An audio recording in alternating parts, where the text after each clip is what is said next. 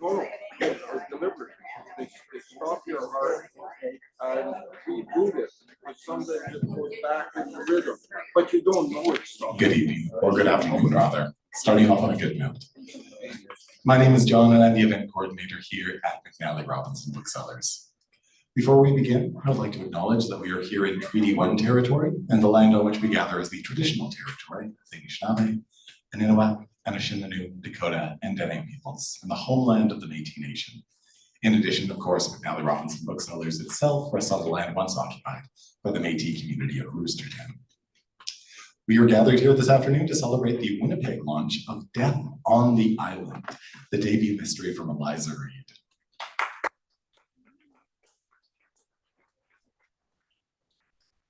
As always, with everything Icelandic here in the province, so many people came together to help make this event a reality. So I wanted to quickly thank some people out of the gate, including Tristan Turgeson for floating this idea in the very first place, Simon and Schuster Canada for publishing this book and jumping on board as well, and to the local Icelandic community, including the Consulate General of Iceland here in Winnipeg, the Icelandic Canadian Frón, and Lögberg-Heimskringla.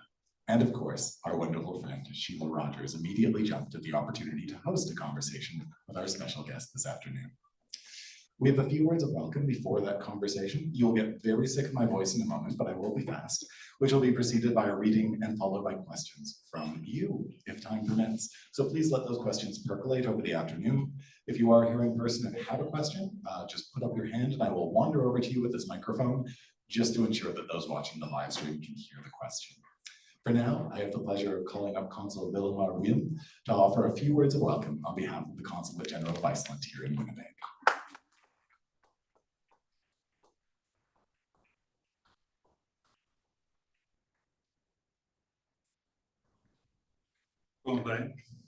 Good afternoon. I'm quite honored to be here today and to talk a little bit about Eliza Reid. And Iceland is often called the nation of literature. We have the old sagas, we have poetry, we have storytelling, we have the modern novel, which if you sort of walk around in here, you can find a lot of books by Icelandic authors in here. And we I guess we love the written word, and it can be seen in our Christmas presents to people and so on. Books are very popular on that one, and they still have been for many years. We have one of the highest number per capita, which per capita is something that Icelanders love to talk about. It is said that about 1 in every 10 Icelanders has actually published a book, which I think is quite a useful knowledge, you know. But today we are celebrating Eliza Reid, a very special author to us. She, of course, was born in Canada, but in Iceland we tend to think of her as our own. She's sort of like an adopted daughter, if you like. And we are incredibly proud of her in Iceland, not just for her writing skills, which are substantial, but she has spoken out on a number of issues that we in Iceland could do a little bit better on. And we sort of appreciate that, even if sometimes it may feel a little bit bad that someone is pointing out to us what we are not very good at. But I think this, being in Manitoba, is a very good place to listen to Eliza, given the special connections we have here between Manitoba and Iceland, and Icelanders in general. And I hope you will all enjoy this wonderful event, and in particular to listening to Eliza herself. Thank you very much.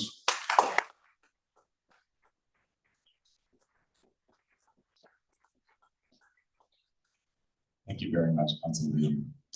Now, one of the reasons Eliza is here in the province is because there is a gathering of the Icelandic National League of North America in Gimli. As a result, some of our good friends from the community are up in Gimli right now, so I do bring greetings from Lisa Johansson Maloney of the Icelandic Canadian Frón. She says, "Dear Eliza, on behalf of the Icelandic Canadian Frón, I would like to extend our warmest welcome as you visit Winnipeg to launch your new book, Death on the Island. As you know, Icelandic Canadians share a deep passion for literature, much like our ancestors, and we are confident that many of our members will eagerly dive into your latest work. While we're sorry we couldn't be there to celebrate with you today, please know that our best wishes are with you in all your literary endeavors. Should you find yourself in Winnipeg again, we would be delighted to welcome you to the Scandinavian Cultural Center. Warm regards.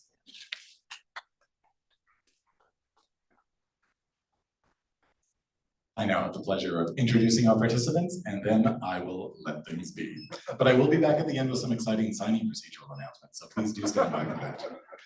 Your host, Shelagh Rogers, is a veteran broadcast journalist who made a home at CBC Radio for 43 years. For the last 15 of those, she was host and co-producer of The Next Chapter, an award-winning program devoted to writing in Canada. In June of 2023, Sheila stepped down from CBC Radio to pursue other adventures of her own devising. She is now working with Inspire and will be collaborating with the legendary radio and TV producer Kim Wheeler on a podcast called Words and Culture. Sheila is the second female chancellor of Queen's University in its 185-year history. She devoured Eliza Reid's last book, Secrets of the Sprakkar, Iceland's Extraordinary Woman and How They Are Changing the World. As she read it, she realized Eliza Reid is one of those women. Sheila is very excited to speak with Eliza about her first mystery novel and joins everyone here at McNally Robinson in welcoming her back to talk about Death on the Island. Some of you may be familiar with our guest, Eliza Reid. She is a best-selling writer, public speaker, gender equality advocate, and co-founder of the acclaimed Iceland Writers Retreat. She was born and raised in Canada, but has lived in Iceland for over 20 years. Her first book, Secrets of the Sprakkar, Iceland's Extraordinary Woman and How They Are Changing the World, was an instant bestseller in Canada and Iceland, and a New York Times Book Review Editors Inc. Death on the Island, a book that no less an authority than Louise Penny called a brilliant debut, is the first of a series that was optioned for television when I first received this bio, and has now been picked up by Blink 49 Studios. From 2016 to 2024, Eliza served in the unofficial role of First Lady while her husband was President of Iceland, an adventure which greatly informed the writing of this book. She lives in the outskirts of Reykjavík with her husband and 4 children, but is here with us today. Please join me in giving a hugely warm Winnipeg welcome to Eliza Reid.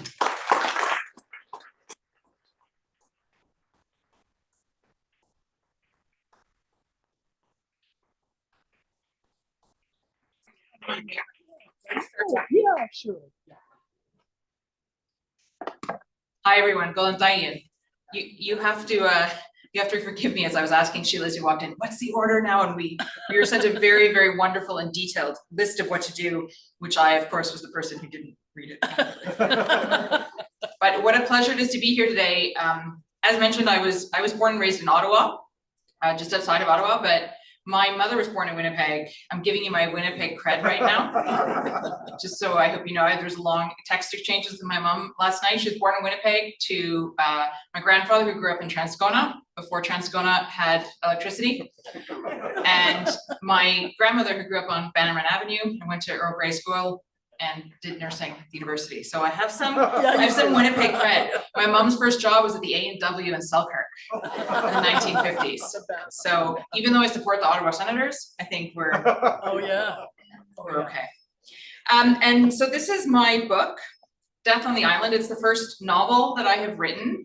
And I started writing it after I completed writing Secrets of the Sprakkar, my nonfiction book. And the rather dull reason that I started to write it was because I wanted a professional challenge. I wanted to start to see if I could write something in fiction rather than nonfiction. And I used to devour Agatha Christie books when I was a kid, this sort of classic British style, often closed room mystery where you meet a number of suspects at the beginning and one of them did it, or more than one of them did it in the end. And that's a little bit the style of book that I wanted to write, but of course I wanted to set it in Iceland, my adopted homeland. And so when I had that background and I thought I should do this in the point of view of Canadians, because that's what I know, Canadians in Iceland, that is how the book came together. And the premise of it is as the Canadian ambassador to Iceland and his wife travel with the deputy ambassador, which does not really exist in the real world, and other people on an official visit to the Westman Islands, or Vestmannaeyjar, which is a sort of archipelago just south of the mainland of Iceland. And they go there, they're meant to open an art exhibition, but as with diplomacy, there's so many other things going on. They're trying to nurture business relationships and discover other secrets of the town. And there's a dinner and someone dies, of course, a diplomat. It's called Death of a Diplomat in the UK, so it has two different titles. And I called upon my experience serving as First Lady of Iceland for the book, and we can talk about that a little bit later. But I'd like to emphasize that no characters, no people are real. I've only discovered this after being asked that the hero's name is Jane and my middle name is Jean. And yeah, people thought that was scarcely hidden, but it was just me not thinking properly when I did it. And I thought I would read for you a couple of short passages from the beginning of the book. I've also discovered that when you're writing fiction, you're much more limited in terms of what you can read from. I thought you probably don't want me to read the last page of the book. So I think that they don't really need much introduction though, but they start, yes, I think I'll just begin and I'll explain if there's something different. The first is from the perspective of the mayor of the Westman Islands, or the Vestmannaeyjar. Mayor Kristján Gunnarsson stood in front of the Art Deco mirror in his front hall, lifted his chin, and straightened his tie. It wasn't every day that a man wore a tie in Vestmannaeyjar. Come to think of it, the last time was probably 47 days ago, that tempestuous Tuesday when the clouds draped themselves low over the hills and the chill of the sea permeated deep into his bones. The day when he and most of the community bid a formal farewell to the love of his life.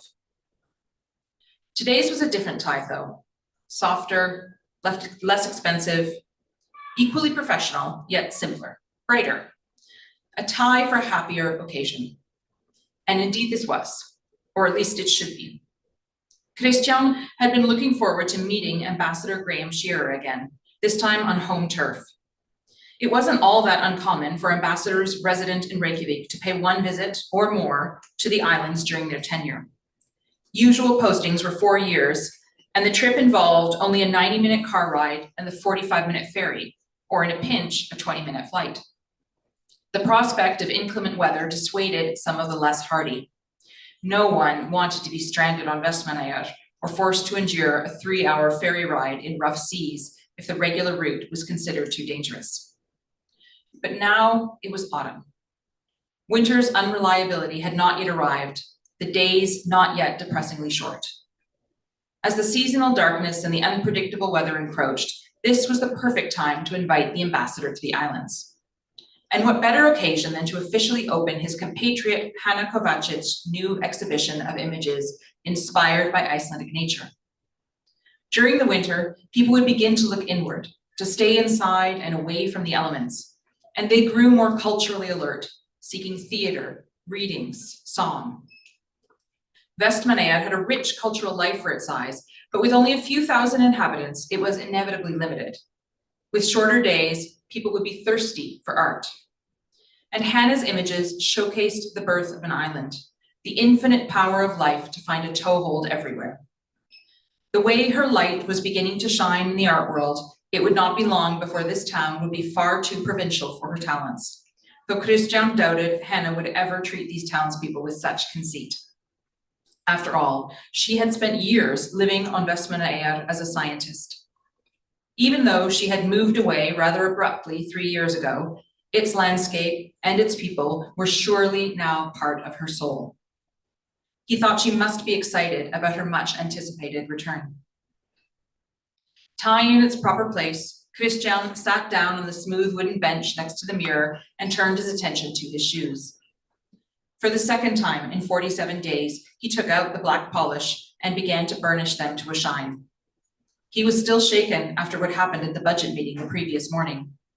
When his assistant had swept all the papers into a briefcase without even tidying them first, Kristján felt as if he'd been slapped. That carefree, disorganized motion. For a moment, he could see his dead husband's face, crooked smile, dimpled chin, as if Ari were about to gently chastise him for fretting over a minor detail. All the books on grief cautioned about this. Grief had no endpoint. It was like floating on the sea for eternity. Sometimes it came in waves and knocked you off course. The only way to deal with it was to accept it, to try and remember that those waves would gradually reduce in both severity and frequency, so never entirely disappear. Thank God for that. He couldn't face the thought that life without Ari could ever be normal. While his grief never came at a convenient moment, Christian knew he couldn't postpone the Canadian ambassador's tour. Christian couldn't say, "Excuse me, Your Excellency, can we take the Folklore Museum off the schedule? I fear I'll have a panic attack if I walk into that building where 8 weeks ago I discovered my husband's dead body." For the millionth time, Christian allowed his mind to wander to the period immediately following Ari's demise. The local doctor told him it was a sudden cardiac event. Nothing anyone could do. She was very sorry, she said, with shoulders almost shrugging. Ari had been on the right meds for cardiomyopathy, but sudden death was still a risk. Ari may have felt acutely unwell in the moments leading up to the event. The doctor suggested this might be why Ari had summoned him with a one-word text. But Christian wasn't sure. The doctor didn't know about Ari's work and the enemies he may have made from it. They didn't know about how many secrets Ari had uncovered about this community's inhabitants. And while Christian was unaware of precisely what Ari had been working on before his untimely demise, he was sure of one thing. His husband's death could not have been from natural causes. His death had been a murder. Thank you.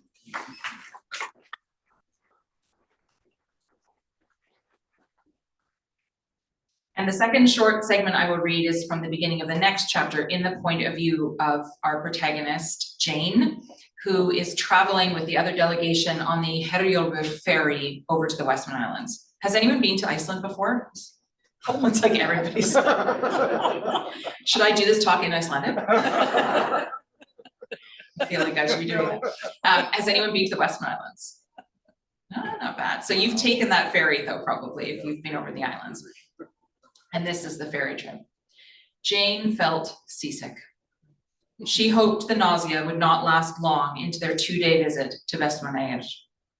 She was sitting upright, her low-heeled leather boots crossed at the ankles, gently twisting the ferry's rotating chair from side to side to distract herself from the unpleasant sensation of the ferry riding the waves.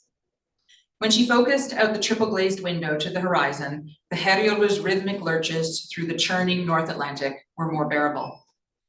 Jane wore a tailored but unremarkable gray suit, a pastel-shaded patterned silk blouse, and small hoop earrings.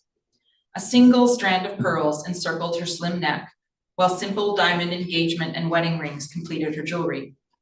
She looked her part, with no extra fuss. Her companions, Graham, Kavita, Raoul, Ben, and Hannah, Ben, incidentally, from Gimli, a little inside joke, sat in identical chairs near her. Outside, it was cloudy, and winds were increasing. It had been an unusually sunny summer, and the autumn weather, some felt, was nature's way of evening the scales. Iceland's National Meteorological Station had issued nearly daily weather warnings for some part of the country or another. Daylight each day shrank by many minutes, a visual noose tightening around their chances to experience the outdoors.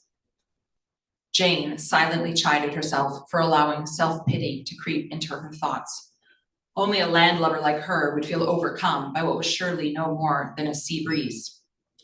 The locals around her were oblivious. They played on their phones, chatted with each other, were queued to order fries or even a pint of lager despite the morning hour. Jane unzipped her purse and popped a mint into her mouth to help the nausea pass. She shifted her glance away from the sea to Graham. As usual, he was impervious to discomfort. He had ridden 10 agonizing kilometers on the back of a camel in Mongolia, landed in rainstorms with airlines that no longer had accreditation to fly into Europe, even put the finishing touches on a visiting deputy minister's policy statement in a 4x4 bumping next to a field strewn with landmines. She knew that Graham would never complain about a few waves. He was intently studying the speech he would be delivering at the exhibition opening the next day, his blue eyes sharply focused. On occasion, he paused, scribbling a note or two in the margins with a blue ink fountain pen that Jane thought both impractical and ostentatious. The briefing documents the Canadian team had received were vital to an understanding of, as the global affairs parlance had it, the key stakeholders for the visit. As usual, Jane had committed the memo to memory. She knew all about Hannah, from her groundbreaking research to her art to the unofficial rumors that she temporarily shacked up with a married local. Now that Hannah was sitting directly across from her and next to the ambassador, Jane took a moment to size up the woman to whom her husband had been referring as remarkably talented for several weeks now. She appeared to be in her mid-30s, and that would fit, given that those same briefing notes mentioned a child she was raising on her own. Like Jane's, her hair was short, but while Jane's was a straight silver gray, Hannah sported lush curls in a deep auburn. Each ear was pierced 3 times. She wore Doc Martens with a fashionable black top and pants, both of which made her cherry red raincoat pop. Graham shifted in his seat, his knee brushing Hannah's. The artist looked up from her phone, smiled at the ambassador, and languidly crossed her legs. Graham glanced up at his wife and shifted his reading glasses so he could see her. "Is the sea getting to you?" he inquired. "I'll be fine." Jane forced a tight smile. "You should focus on those remarks. Hopefully this weather will calm down soon." But the Herjólfur continued to lurch, while heavy clouds limited the view, and only the sea, topped with frothy waves, was a deeper gray than the sky. Thank you.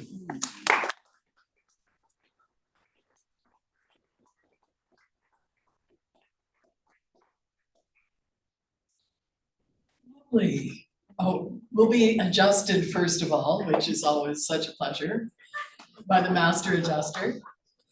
Thank you for those wonderful readings. And I'm always a little bit nervous talking to a mystery writer, fear of spoilage. I'm a little nervous being a mystery writer. We're in the same boat. What do you tell people at dinner parties when they say, "What's your book about?" Well, you know, my book came out less than a week ago, so I'm perfecting the nuance of all of this. But no one's invited me to a dinner party since it came out. But I say, I say it's about the Canadian ambassadors to Iceland and delegation who go to a dinner in the Western Islands and someone dies, and they die very early on. So there's a really short elevator ride. Yeah. That's right, you gotta get to the point. You know, you have this tremendous success with Secrets of the Sprakkar. Thank you. And yeah, go ahead. Jump into fiction.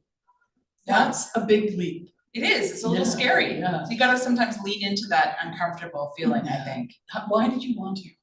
I really wanted to, just as a professional challenge, because in a sense, Secrets of the Sprakkar was kind of the lazy person's way of writing a book.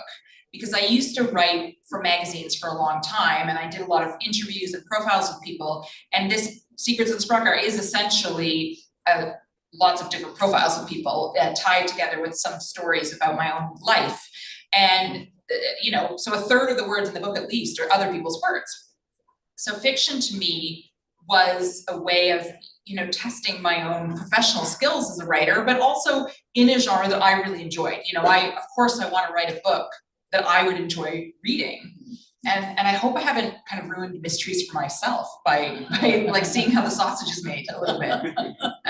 It was much more difficult for me. I found it much more challenging to write. Did you have guidance? You co-founded the Iceland Writers Retreat, right? So were there writers you could call? Yeah, we only invited crime fiction writers. That's all of them. Well, it was certainly advantageous to have founded a writer's retreat when you're looking for these endorsements and the blurbs that are on books, I'll tell you that. Because I would say, oh, I know this person and this person, and you know, I just said, do you know them enough? And I was like, yeah, I do know them because I've hung out with them a lot. So that was fortunate. And you know, I had writing the writer's retreat. I know how to get the coffee and I know how to print the programs and schedule things, but we don't sit in on the classes that much because we're busy running it. So in 11 years, I think I've sat in on about 4 classes. But I think the thing that helped me with that is the fact that that is a sort of an encouraging group where, you know, we're all storytellers and writers. And I think a lot of what inhibits us to do things is in our brains about thinking we can't do it or we don't have time to do it or it's not good enough. And so being regularly in an environment where you have the opportunity to talk with other people and share your ideas is helpful. And I have a good friend in Iceland who I used to work with, and we send each other texts to read over. And you know, if you know someone who can provide constructive feedback, I think that's, you know, you need that constructive feedback. And then I can send it to my mom, who's probably watching now, to say, oh, it's terrific, it's the best thing I've ever read. and that's also important, you know, so you need both sides of that. You could also send it to your brother, perhaps, Ian Reid. I could send it to my brother. Yeah, Ian is also very, very nice. And sometimes you want a bit of tough love. We've often called him the nicest person in CanLit. Really? And he writes the creepiest books. I know. They're so scary. I know. Yeah. They're not that scary for Yeah. me, but a friend of mine said it's like trying, maybe because he's my brother, it's like tickling yourself. You can't. I'm like, I know, Ian, you wrote this. It's not. I'm curious, who feels they have a book inside them here? Oh, like, don't be afraid. And a person putting up has attended the Right, retreat, so I okay. know this is true. So, You know, in Iceland, we have a phrase, "Að ganga með bók í maganum." Can you say that again? No. Isanda mi bok in something. Yeah, sorry. it means to walk with a book in your belly.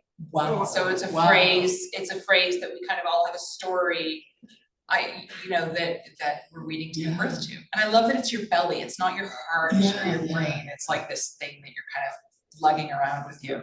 Do you know that Christopher Hitchens expression, everybody has a book in them? There you go. And that's where it should stay. That's Okay, yeah. Okay, let's start. That's Didn't know that. Hitchens. You know, and also in Icelandic, when you found kind of your niche in life or found something that you really like doing, we say that you found your shelf. Oh, that's beautiful. Yeah, the consul spoke of the wonderful literary activity and culture in Iceland. I have a very dear friend who's here, who's been to Iceland. How many times, Terry McLeod? Oh, just twice. Just twice? Just twice. And one of those times was Westman Island. It was, Yeah, that's Wow. amazing. but I never got to Surtsey. Oh, no one can get to Surtsey. Yeah. You're not allowed to go, yeah. You have mystery writers that you've read. And John, if you could bring out your mic just so that everybody hears them.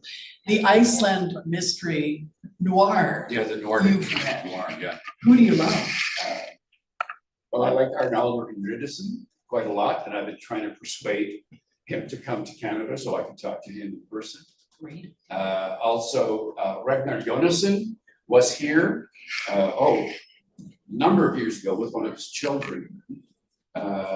And also, I quite like Yrsa Sigurdardóttir, who is when I met her, her main occupation was designing hydroelectric dams. Yes.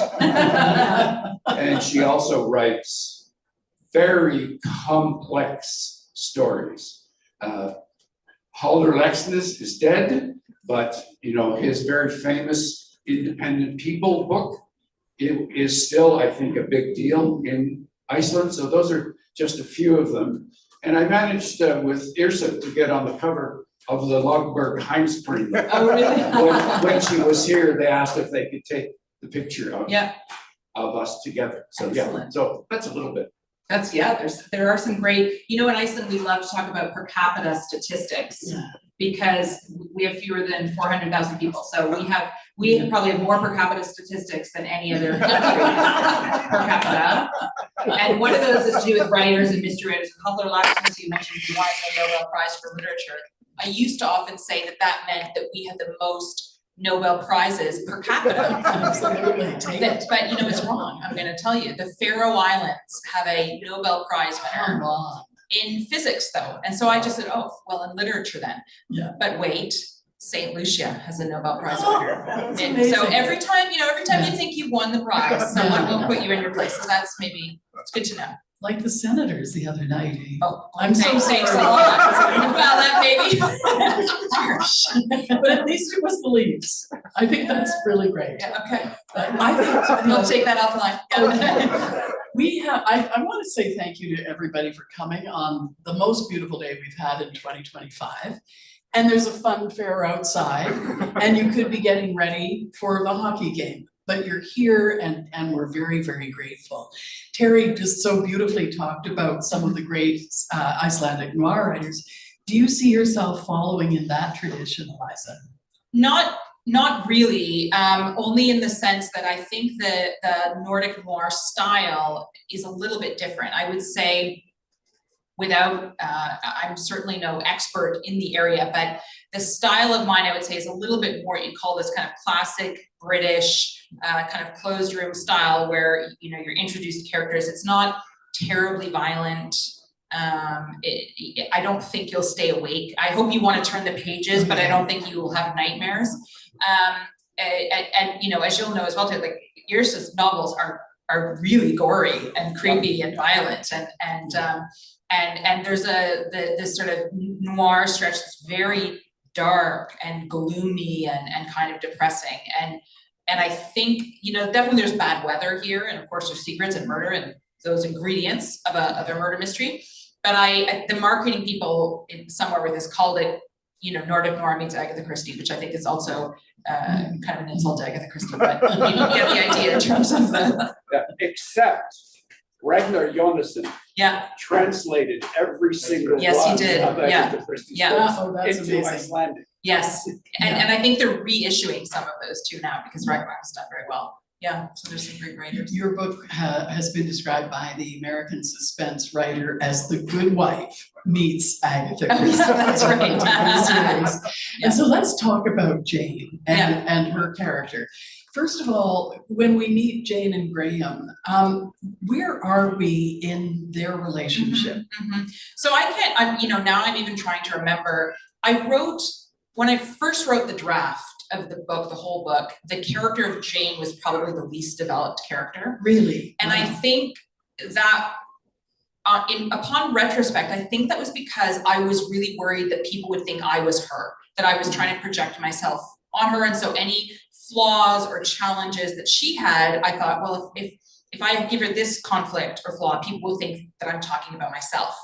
And then I realized that's, you know, it's fiction, and I'm not in charge of what other people are going to think about this book.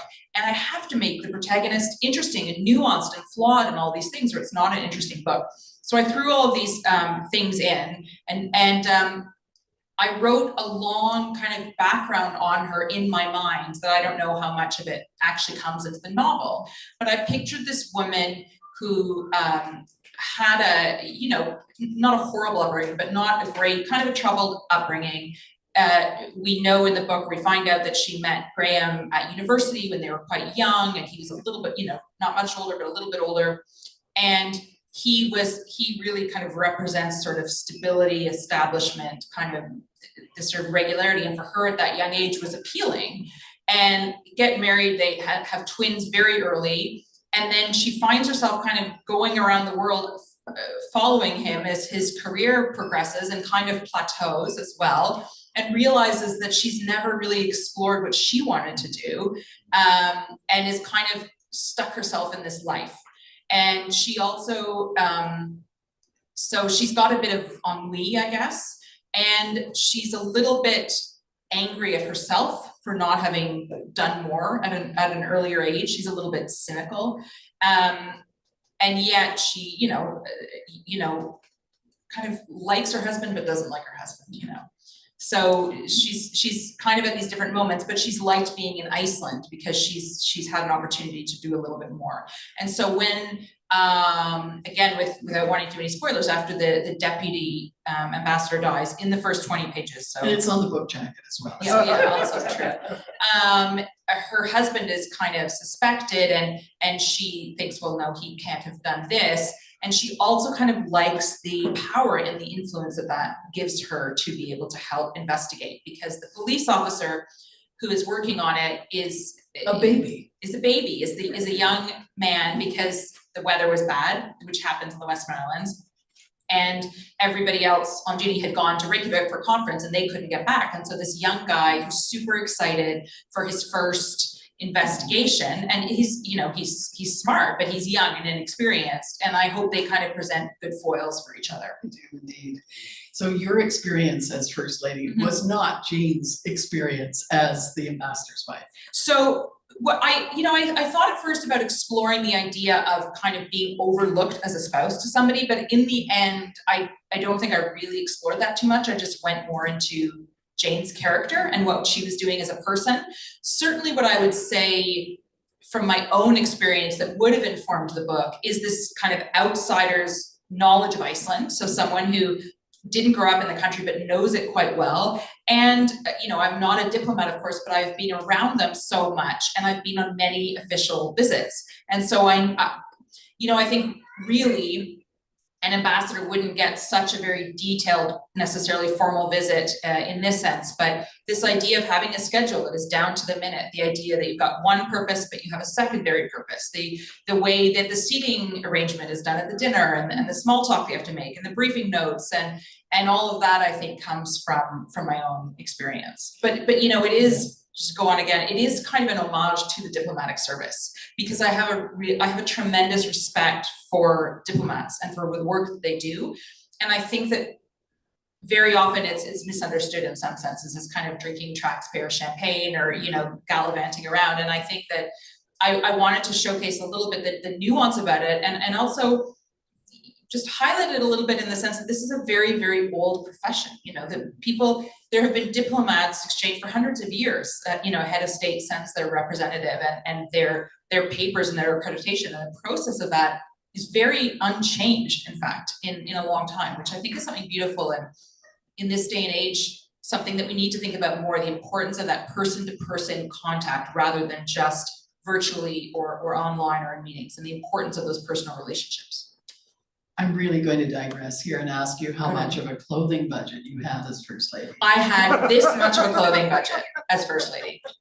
So what did you do? Absolutely all nothing. Of those affairs you had to attend. Yeah, like I could talk for a whole hour about all. So I will digress with you. Let's go down this path for just a moment, which will not crop up in the book, I think, but I spent too much time thinking about. There is no budget for clothing for a spouse. I hate thinking about clothing, and I hate shopping. And when I became the First Lady with 6 weeks notice, which is a whole other story in and of itself, a stylist called my house and said, "Can you describe your personal style?" Because they had to do a campaign poster. And I said, well, my maternity pants still fit really well, and I last bought shoes 5 years ago. I said, there's like silence on the other end. And I thought, what am I gonna do? And that was not entirely inaccurate. And so I thought, well, I have to buy a bunch of things, but you know, I'm also Canadian, and you know, Canadians, it's our nature to talk about how cheap something was. They compliment us on it. And so I tried to go, you know, on sale and buy, you know, of course I want to be respectful to the office. So I ended up kind of compiling things like, this is Icelandic design. So when I travel abroad, I try to wear a lot of Icelandic design, and my shoes are made of fish leather. And then I bought online a lot. You can get a lot of sales. So all the gala dresses, many of the gala dresses that I wore to state dinners were bought on the internet. And then I bought secondhand a lot, and that became quite popular. But I remember, sorry, you really led me down a direction. It's a thing that I think of, because people think you do have a wardrobe budget, and then you don't. That my son was with me grocery shopping once at the local store, and there was like a sort of faux fur maroon scarf for sale for $20 or something. And he said, "Mom, you look so nice in this." And so I bought it, and I ended up wearing it when we went on a state visit to Sweden, when you were outside for the ceremony. It was in January. And the Queen of Sweden, and this doesn't usually happen, said, "What a lovely scarf you're wearing." And I just remember thinking, don't say how cheap it is. And it's like all I wanted to say was, "Thanks, I got it at the grocery store with my son." But I said, "Thank you, Your Majesty." I resisted the urge. Thank you for that delightful digression. None of this appears. I'm writing a memoir though, so that might appear in the memoir in a year. It's a great story. There's the visitors are on a tour of the island. Yeah. One of the places, I think this won't spoil anything, but one of the places they go is to a gallery museum. Yes. And Jane is really caught by a large tableau of the Turkish raid of 1627. Mm-hmm. And it's graphic, right, Terry? Oh, I know that. And it's real, right? Yeah. It's real, and it depicts literal rape, pillage, and murder. Yeah, but it's very, like, it's painted, so it's Yeah. very much, I'm sure you can find it online. Yeah. Like, it looks like a very nice sort of children's tableau almost, until you go closer and there's people being beheaded and sexually assaulted, and it's like, wow, it's quite, harsh Icelandic reality of telling you stories. Well, and Jane notes that there's no hesitation to represent that. There's no sugarcoating or minimizing. No trigger warnings the- there. Yeah, the brutality of the violence. Yeah, yeah. And I think, again, I'm trying to use some of the actual history of the Westman Islands. These are attacks that happened in the 17th century that were real. Actually, they nothing to do with the country of Turkey, where it was a devastation that was wrought on the island, and so that's a history that people have continued to talk about. And I just wanted to bring up the history of the islands in different ways, as well as the volcanic eruption that they had just over 50 years ago that devastated the community as well, and just to talk about how these natural devastations have an impact, for generations to come, and a little bit metaphorical of these kind of the earth is churning underneath the surface and we don't see it. I think, or I hope, that there's a lot in the book about game faces and putting on your game face. And I think you don't need to be a diplomat to know that very often we go in a work environment and we have to be this person, but we feel like we're that person. And sometimes, we get to a point where we don't want to do that anymore. And that's when murder can happen. Is game face the same as a poker face? Again, no, I wouldn't say so. Poker face, I would say, is very neutral. I have the world's worst poker face, as much as I think that I'm very good at it. And a game face is more like, okay, like now I'm this person, now I'm wearing that hat, and that's how I'll look. I only ask that because someone did do something, but you don't know for a long time, and you're able to preserve that game face really well. It's for those characters. That's what I hope. Oh, you do. You really do. And anyway, it's twisty and surprising right up to the end. Shelagh Rogers, former broadcaster. There you go. Excellent. Thank you. I do want to ask you about the restaurant. Yes. Skell Yes. or Shell? Is that real? Yes and no. So skell is the Icelandic word for shell. And it is very similar to an actual restaurant on the Westman Islands that is called Slipperin, which is a restaurant that I love. In the book, it's located in the same kind of place, I imagine. Its design and layout is the same, and this sort of, I mean this in a good way, the conceit of it, the concept of this sort of farm to table, locally foraged ingredients is very similar. I know the owner and the head chef at Slipperin, who is nothing like the chef in this book, who's another character in the book. And I told him that before. I said, this is, and I used, actually, he published a cookbook a few years ago, and with his permission, I used some of the sort of recipe titles and ideas in this book that were from that book. But it's one of my favorite restaurants in Iceland. But this is the last summer it's open. So if you ever want to go and experience it, you have to go this summer, by the way, by the end of August. Why is it closing? They've just done it for a number of years, right. and I think they just decided that they want to try something new. It's been a huge success, but there's other great restaurants in the West Islands too, so I would recommend visit there anyway. This is on the back cover, so I think I can talk about it. The way, it's not chronological. Your story is not chronological. There's sort of a ticking countdown. 16 hours before so-and-so died. 10 minutes, 4 hours, and then 6 months later. Yeah. Why did you want to go that way? Well, I didn't add that into the end. And I guess there's two things that happened. The first is this is kind of a behind the scenes how mysteries are written. So the book begins with a 2-page prologue, which I didn't read, where Mayor Christian finds his husband Ari's body in this museum. It's 2 pages. That was always there. And then in my first drafts, I started the book with that chapter, Jane was seasick. And I started with them on the boat. So we don't really know who Christian and Ari are, but on the boat, and they go through this whole day visiting different sites. They go to dinner at Skell, and the deputy ambassador dies. And sold the book, working on the drafts. And my wonderful editor, my first Canadian editor, Nita Prose, who I think was here recently, who's wonderful, said this in a much more diplomatic way, but effectively said, well, the person gets murdered on page 85 and no one wants to read that long before someone dies. And maybe, you know, if you're Louise Penny, or you're a name where people know what to expect and they know the writers, they're willing to invest that time in you, but they're not willing to invest that time in Eliza Reid, debut fiction author. Apparently, and so she suggested, and I think that this was a good idea, that I begin the story in media res, which, you know, started at the dinner itself when we're introducing these characters, even though we don't know very much about them yet. And so that's what I did, and I think that that's more effective. I think that was a good change. And so we started the dinner, and then I still wanted to introduce a lot of these things that happened. And in order to maintain the tension, since you know kind of what you're building up to, that's when I introduced this countdown of going back to say, okay, and just so the reader is set in the place, so they know this next chapter happens before the death. It counts down and it works its way up to the dinner again, but told from a different perspective with new information. And then when I was reading on, and first, I don't know where I got the idea, I just thought, oh, this is actually kind of fun to do this. And so you turn the page and then it's like 30 hours before he dies. And you don't know who's gonna die and you don't know. And you can do a square dance of perspectives as well. Yeah, there's sort of 4 different points of view in the book. And that was also, you know, first time fiction author that I changed. Again, they very constructively said to me, you're jumping in between everybody's brains all the time and the reader will go nuts. So I focused a lot of that as well. Eliza, this has gone way too quickly. We have Are we done? We have about 10 minutes. Okay. And I would like to turn to the audience if there are any questions, as John suggested, perhaps they've been percolating through yes, right in the very back, Mr. Fleet of Foot is on his way.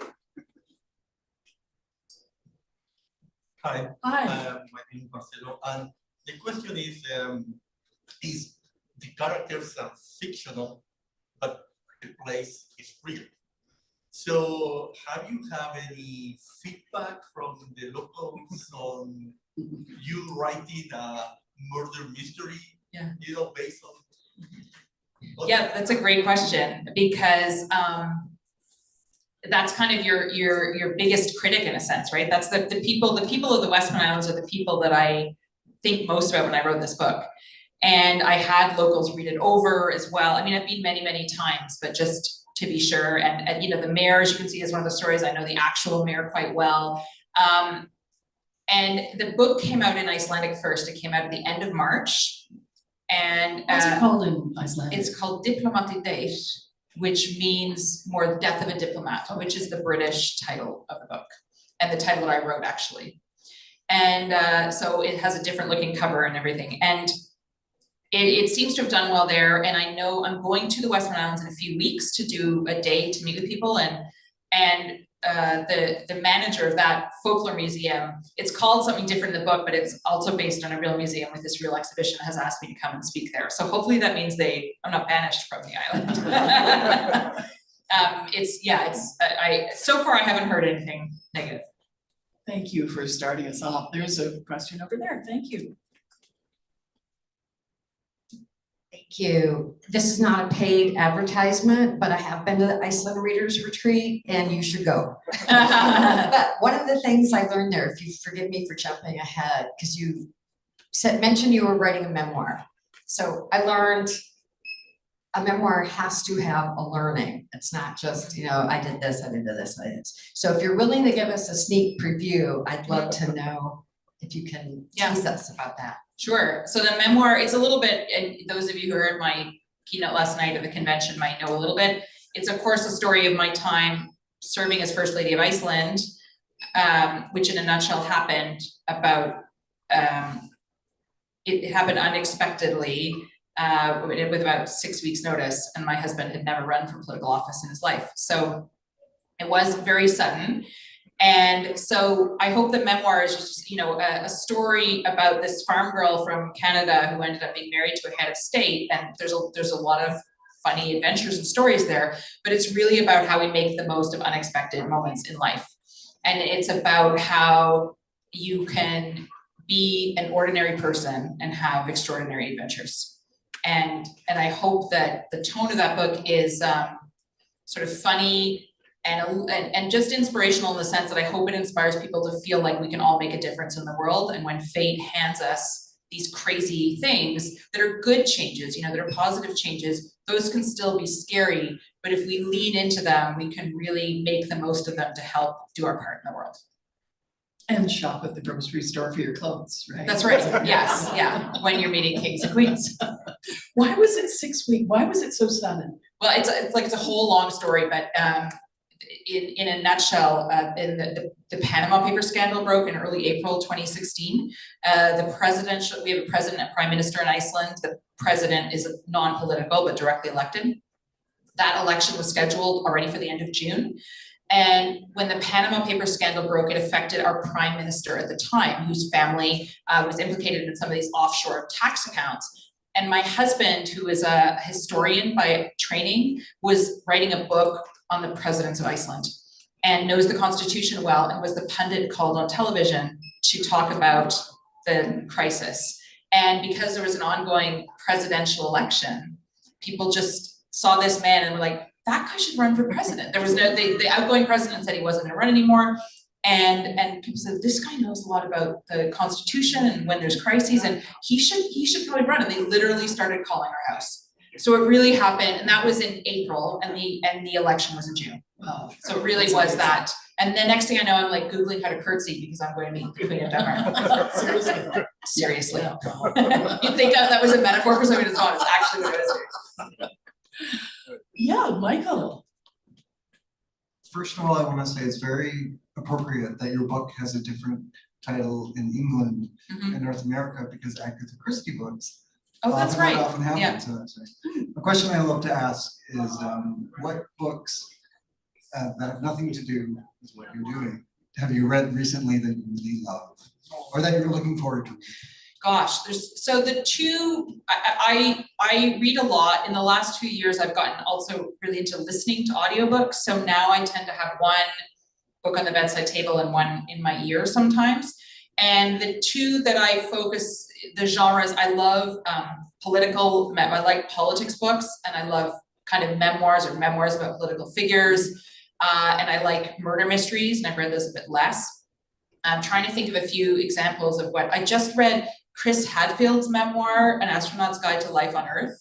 And I was pleasantly surprised by that. I thought it was quite funny and interesting. I loved Alexei Navalny's memoir, which I just saw outside, Patriot, which was excellent. Now I've given you the names of two men, and I'm always very conscious of gender equality, and I'm trying to like picture the last ones. I keep a list. I just read the Menopause Manifesto by Jen. Yeah. Like all of them are like Jen Gunter. Yeah. That's it. I feel like I'm their target audience for that book. What else have I read recently? Those are just, some of the sort of more really recent ones. And I'll wake up at 3 a.m. and be like, that's the one I should mention. What are you gonna read on your way back? So the book that I have with me, that I'm traveling with me right now, is a book, I'm trying to remember the name, called The Devil Behind the Badge. It's by an American author called Rick Jervis, who writes for USA Today. And he just taught at the Iceland Writers Retreat last week. And we always try to read at least one book by all of the faculty, and I hadn't got to his book. So I had it with me to read. And the other one that I have then next to read is Curtis Sittenfeld, who is an American author, wrote Rodham, which I've read in other books. She was also teaching, and she gave me a copy of her book, Romantic Comedy, which I've never read, so I'll probably read that. Is it good? The next time I go traveling. So those are some of the real ones. Also, Ian Reid is good. I hear that he's a good writer. He's surprisingly good. Yeah. He's so nice too. He's so nice, honestly. Really a nice The guy. first time I ever went to the Kingston Writers Festival, I was nervous because I kind of grew up in Kingston for a little while. Wow. Got my first job there. Yeah. I was the weather girl. That's what they call me. So I was just nervous about going back again. Yeah. Ian called me and took me for a nice walk by the lakeshore. Isn't that the sweetest thing to He's do? the nicest. He must have had a good family raising him, I right? believe he had, especially his younger sister. Older sister. I know. Yeah. Thank you. Time for one more, if there is one more, and if there isn't, I have just one last question. I think at the heart of this story, and maybe the heart of all fiction, it's about relationships. Are you aware of that as you go? I don't know that I thought about it that much, but what I did, I thought a little bit about what is it that makes us come back over and over again to the same authors, you know, like Louise Penny, for example, read over and over again, rather than just pick up a book that kind of doesn't sit with us. And that is because we like the characters, we like the people in them, even though they're bad characters as well, and we become invested in these kind of, I hope, you know, multi-dimensional characters. And so I hope that's what I've created, even though, you know, I'm writing the next book on this now, and some of the characters will come back and some of them won't come back. But I hope that the reader will enjoy that and want to learn more about what happens with these characters, because I think that that is something that we look for as readers. So I suppose that's partially an answer to your question. It is a great pleasure to speak with you, Eliza. Thank you so much. I hope you enjoyed your time in Winnipeg, and of course, I know you loved your time in Gimli, and come back often. I hope so. Thank you. Thank you all for listening on this beautiful day.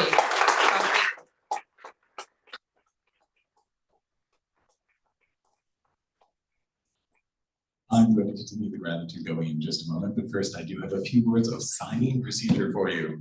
So in just a moment, there'll be a second of beautiful chaos while some people wander out and some people get in line. We'll try to line up right down here. Eliza will be right behind this table signing copies of the book. I will wander down the line to write your name on a Post-it note. It's not because we don't trust you to spell your name, but it does make sure you can spend more time chatting than spelling when you get to the table. We did have Secrets of the Sprakkar on display, and it was so popular that we sold out. And the rush order that we placed will not arrive until Monday. So I do apologize that we don't have that here, but we have so many copies of Death on the Island. I'll take so a please ride do for avail this yourself. one. Or you can fight Sheila for her copy. That's also an option. But yes, please do feel free to come up and get a book signed before you pay for it. Just please pay for the book before you leave. We are so very grateful to Simon and Schuster Canada, to the Icelandic Canadian Frón, to the Consulate of Iceland here in Winnipeg and Consulate.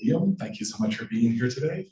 We're also so very grateful to Lögberg-Heimskringla for all their coverage of all things Icelandic, particularly goings on here at the store, to Tristan Tergeson, to our host, Shelagh Rogers, who I will get you to applaud.